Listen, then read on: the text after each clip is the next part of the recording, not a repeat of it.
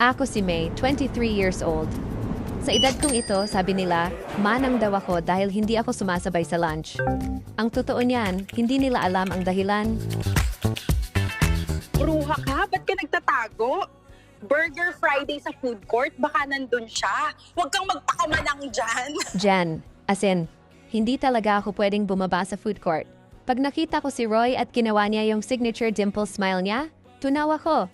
Magpakamanang muna ako rito sa desk. Safe ang puso ko rito. Mukhang masarap yung baon mo ah. Pwedeng makishare itong manong na ito? Roy!